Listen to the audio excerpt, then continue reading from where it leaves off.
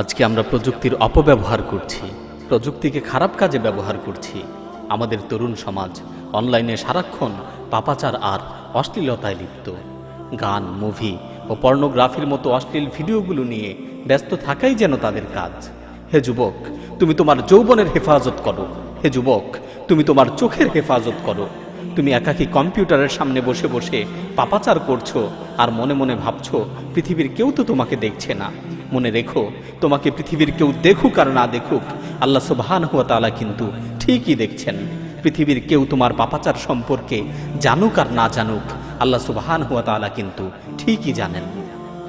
তুমি কম্পিউটারের browsing history থেকে তোমার পাপাচারকে যতবারই ডিলিট করো না কেন, মনে রেখো আল্লাহর কাছে তোমার পাপাচারের হিস্টোরি কিন্তু ঠিকই থেকে যাচ্ছে। কিরামান কাতিবিন তথা সম্মানিত লেখক ফেরেশতাগণ তোমার অপরাধগুলোকে লিখে রেখেছেন। কিয়ামতের দিন সকলের সামনে তোমার অপরাধগুলোকে প্রকাশ করে দেয়া হবে।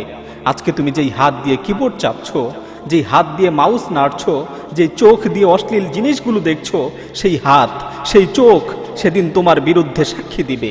আল্লাহ সুবহানাহু ওয়া তাআলা কিয়ামত দিবসের ব্যাপারে বলেন, আল ইয়াউমা নাখতিমু আলা আফওয়াহিহিম ওয়া তুকাল্লিমুনা আইদিহিম ওয়া তাশহাদু আরজুলুহুম বিমা কানু ইয়াকসিবুন।